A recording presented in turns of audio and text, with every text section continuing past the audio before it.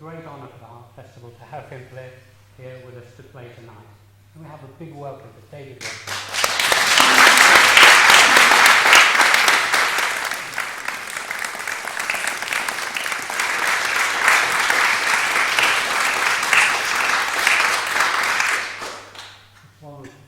Wonderful to be here, and also wonderful to listen to those two charming Austrian young ladies, and I thought that was absolutely delicious and delightful what they did. And last night I performed with Mark Harmer, who played on the start sax to begin with, melodies of Caroline, and lovely it was.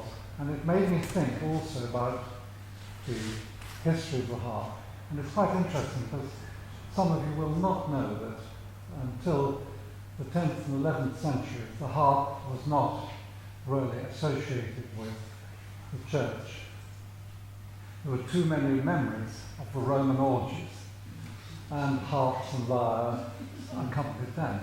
And so I think it was the Venerable Bede of Jarrow who wrote that no young maiden should know what a harp or flute is for. So he must have had his reasons. Anyway, so it's quite interesting that with the story about King David playing the harp, or probably the lyre, that was allowed. And so in the great cathedrals of Europe, you will often see a stained glass window with King David playing the harp. And of course the harp became very important with the troubadours, because they played these portable harps, went from court to court, taking the news, and also singing love songs. They were considered really the harbingers of love and to make young maidens fall in love. And so the troubadours had that double sort of career really, to play for love songs and also to bring news from one court to the other. And I suppose if the news was rather unpleasant, then it was set to music. So I'm going to start with the 16th century and to play you really the first piece of music that we know was published for harp in about 1560. A Pavanen Variations by Antonio de Cabezon, which he wrote for the chromatic harp. Might have been a double harp with two sets of strings, or a triple harp, as we have in the Welsh triple harp today. But Antonio de Cabezon was blind from birth, a very fine organist, and this Pavanen Variations has a sort of feeling of the volume in a large church, and I expect it was played in the church to begin with. The Pavanen Variations by Antonio de Cabezon.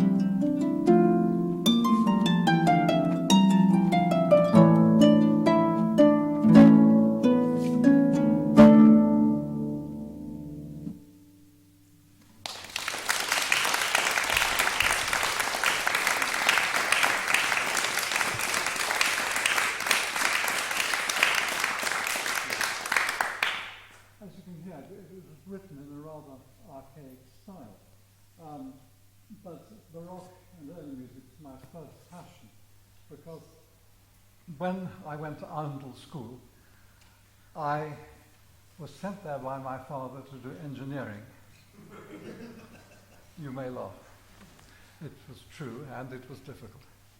And I went to school that day with a piano keyboard sticking out of the roof of a small car. And somebody had sawed up an old piano and thought the keyboard might interest me. And so I thought, I'll make a piano. And so I chalked out a piano in the dust on the garage floor, and of course I realized quite soon that to make a piano was impossible. But when I arrived at Arundel, I had a teacher who introduced me to harpsichords and clavichords. And at the age of 14, I made my first clavichord. It actually played, but on closer inspection, you would see that the joints were liberally filled with plastic wood, and my craftsmanship had not yet developed. And then, later on, I found an old harp lying under a pile of coal in the basement of the science block. And I knew the harp because, in fact, it was played by a rather drippy biology master in the end-of-term entertainments, or end-of-year entertainments, in fact, for the boys. They put on a sort of cabaret for us. So this particular biology master had strung the harp with elastic bands and spent his time flicking paper pellets into the audience from the harp strings. So anyway, I rescued the harp, dusted it down, strung it with harpsichord wire, and then there was no looking back. And of course I had quite a terrible time there, because playing the harp, not doing games in the end because I had problems with my eyes, and I was sent round the villages in Bedfordshire and Buckinghamshire to study the crafts, and in fact I studied pillow lace. A lot of the old ladies still did pillow lace at that time, and so I became so proficient at it after studying in Brussels and in Honiton that I was offered a post at the Royal School of Needlework to teach it. And I regret very much I don't have time now to do it, but I've always been sort of rather arty, crafty. What is lovely about Arundel now is there's a lot of music. And Rowena Bass is here, who teaches the harp there, and her lovely daughter Elizabeth, who plays the harp as well. And so Arundel certainly has changed since I was there. But back to the music. Baroque music absolutely grabbed me. And so here's a piece written a bit later than the cabathon I just played to you. But you'll see the English style is far more poetic.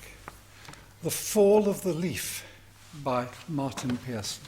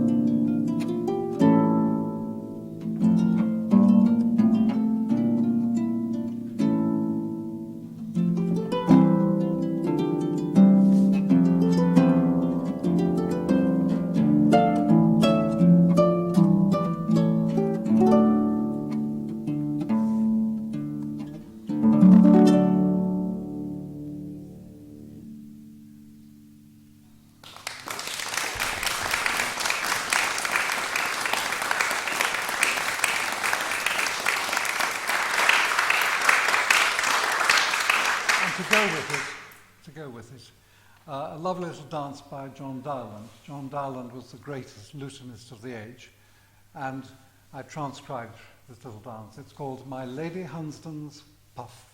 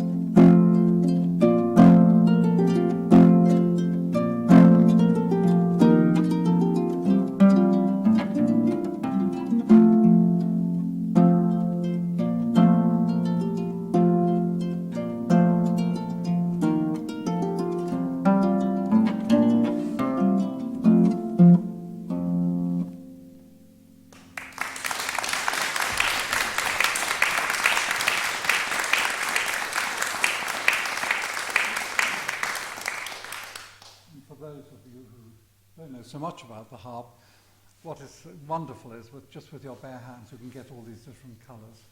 And so if I play in the middle of the strings, it's a warmer sound. And as you heard there, when I play low down in the strings, it's a more nasal sound. So you can sort of contrast the sounds and make it hopefully sound a little bit more authentic. And of course, harps of that period, the double harps, and then right into the 18th century, had much thinner strings, so they had to be played in a different way. Now I'm going to play one of my favourite pieces of Baroque music, which is a saraband and ground by William Croft.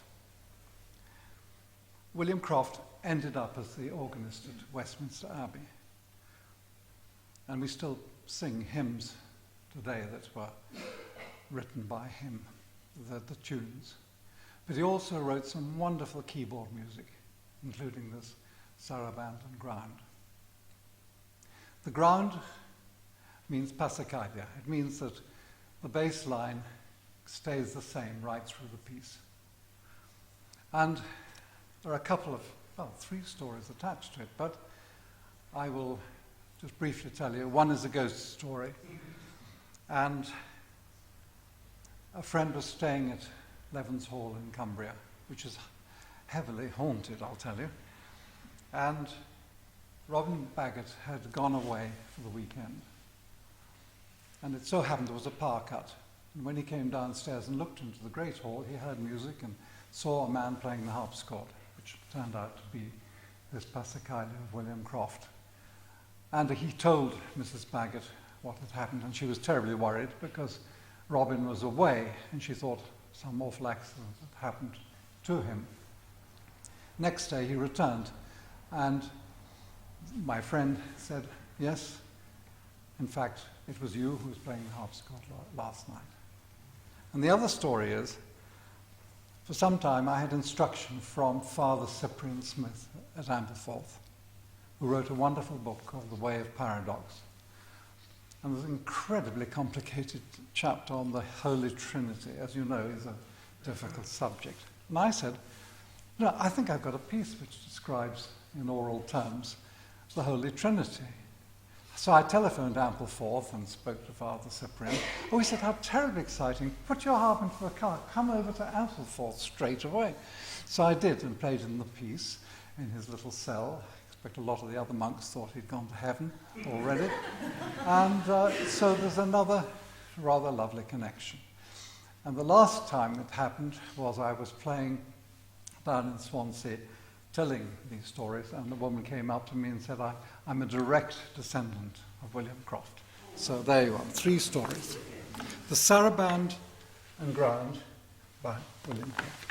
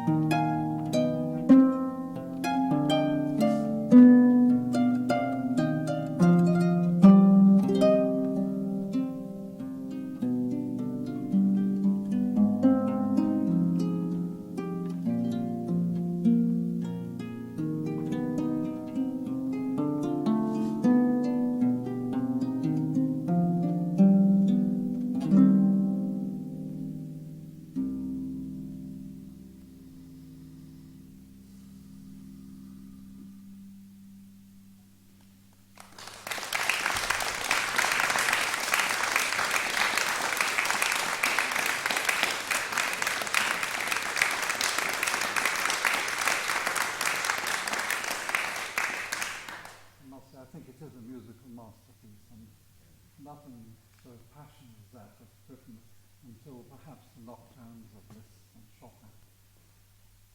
So now we go to the mid-18th century, and also again to the triple-strung harp.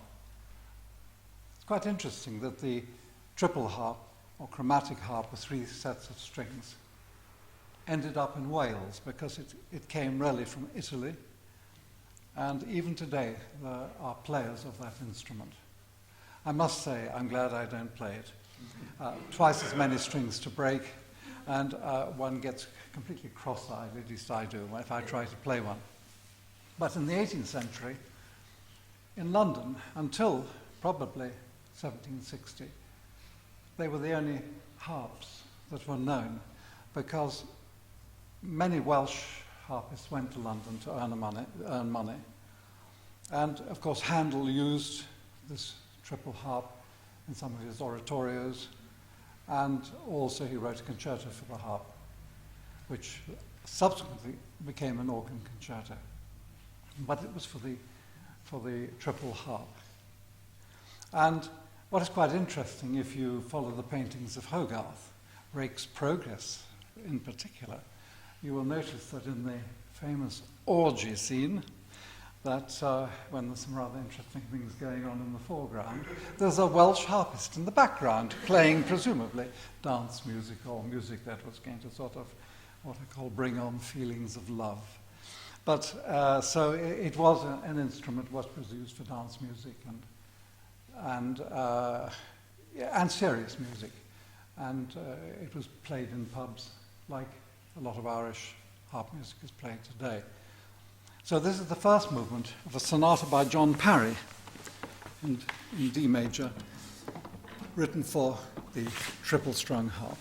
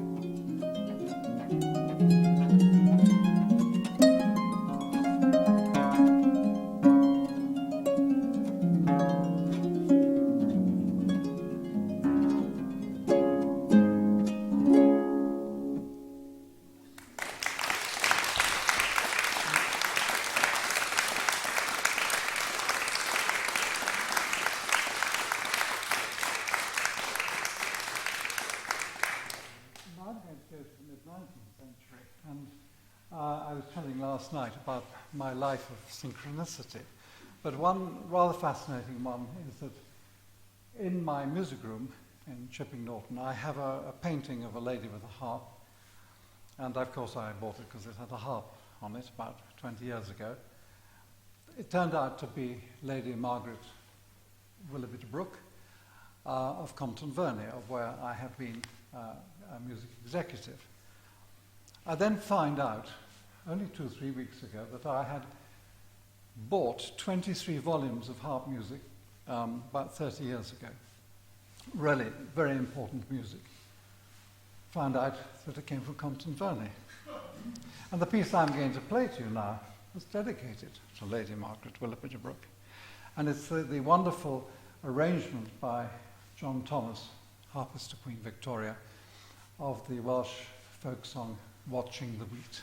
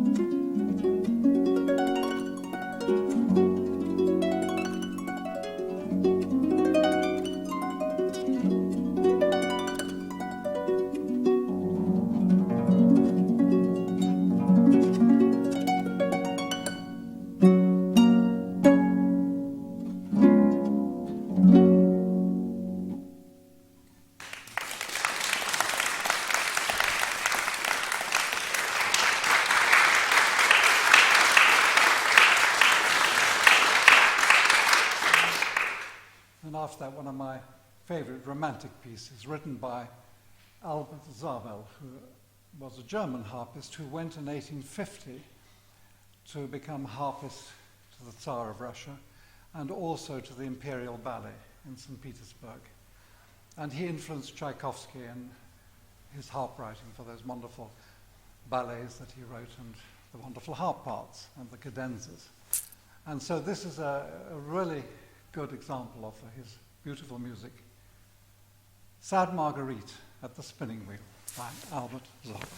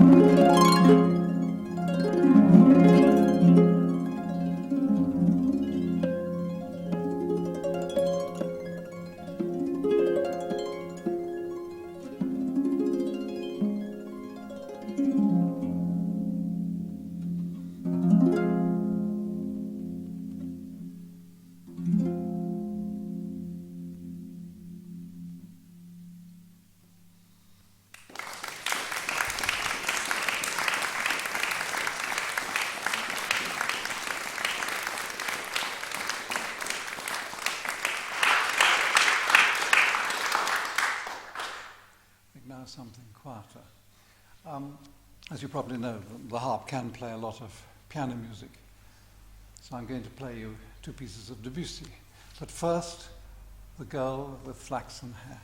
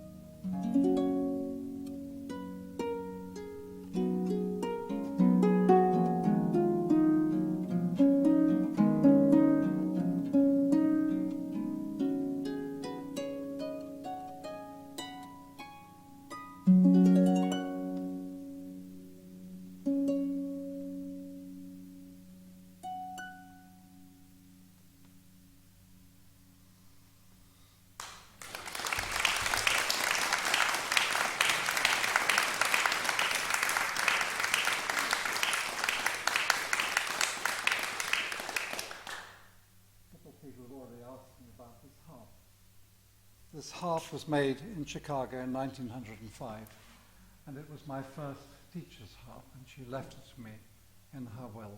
And it's been my most faithful friend for 55 years.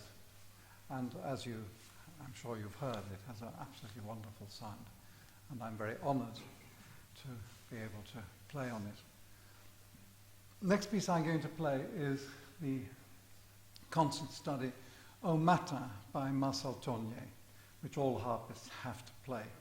And it's a very exciting piece. And au matin means in the morning.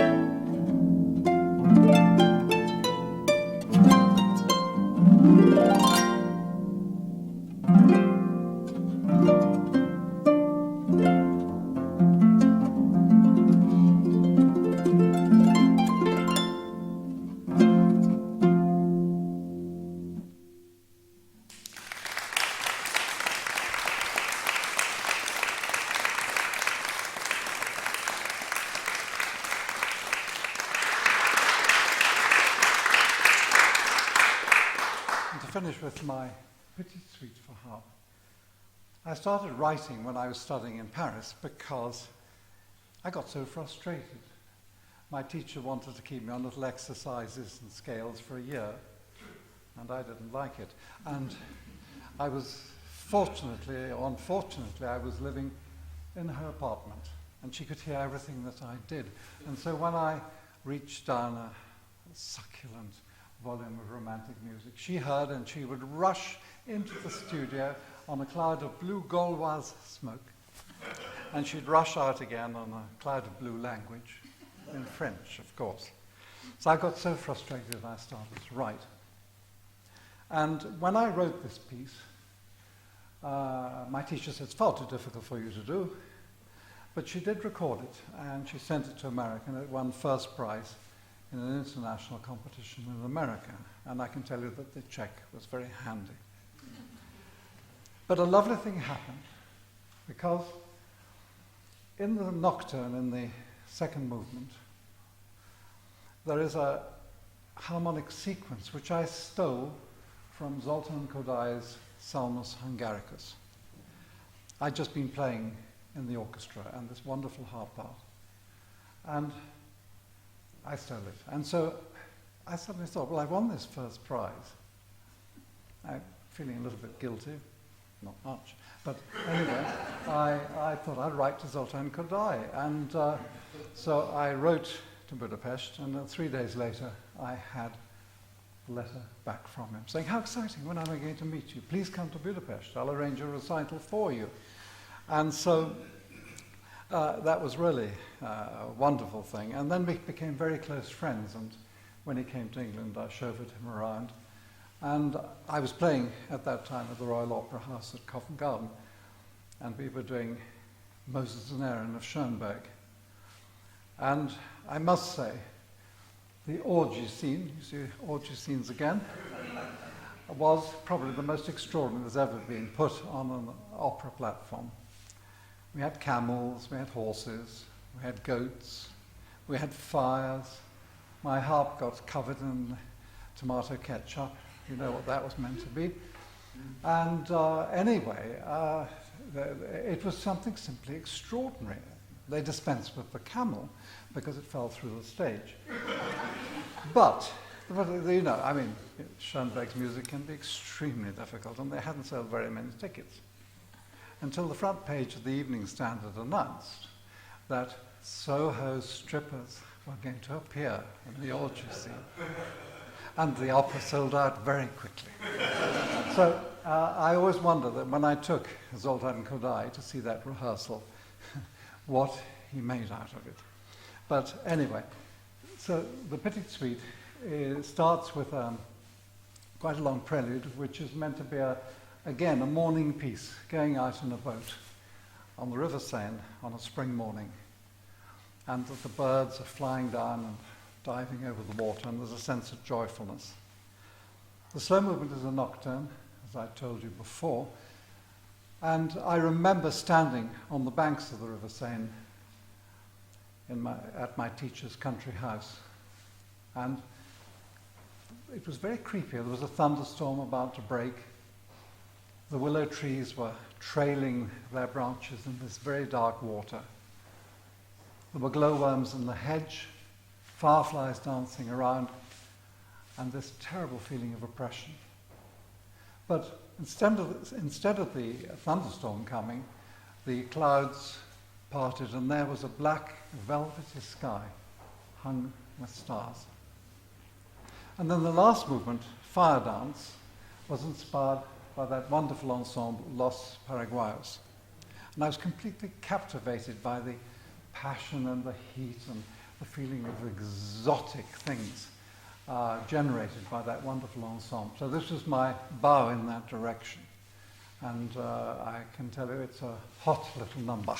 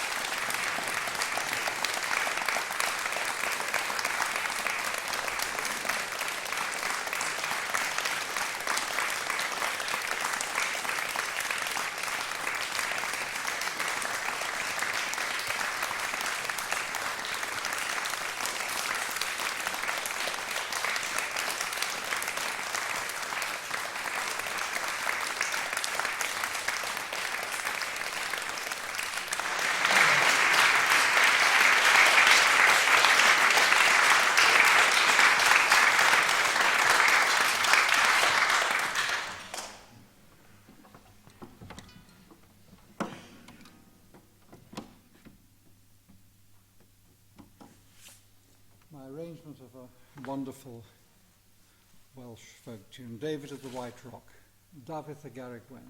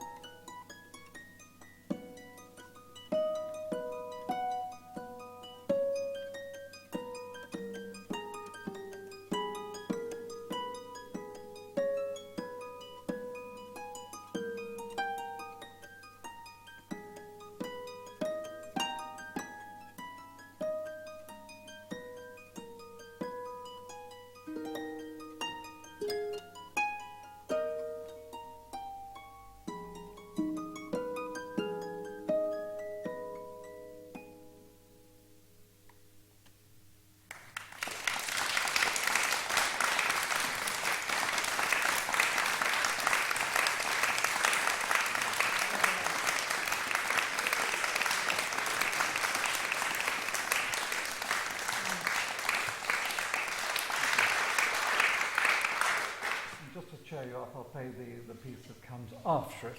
But the David of the White Rock is a wonderful story. The dying harpist David asks his family if he can play his harp for the last time, and so they bring him his harp. And as he's playing, he says, "Last night an angel appeared to me and said, as you come up to heaven, will you play your harp all the way as you come up?" And that's how I arranged it. So this is the Miller's Song, which comes in the suite I wrote on Welsh tunes. The miller says, "I've got a field, and in that field I've got a calf, I've got a pig, and I've got a sheep. And in my parlour there's a dresser full of china." He's looking for a wife.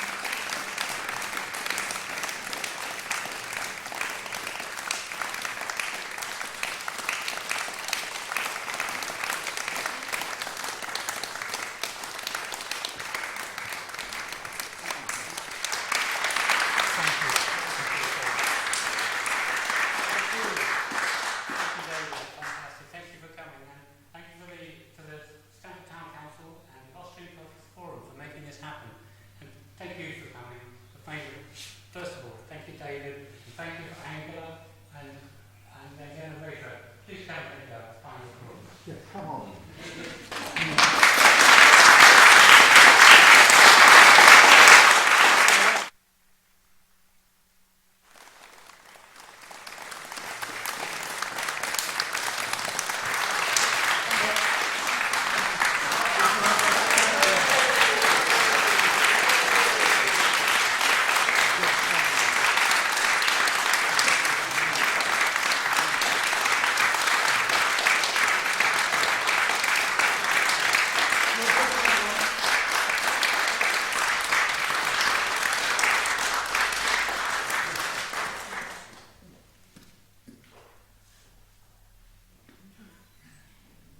I thought it'd run out of batteries.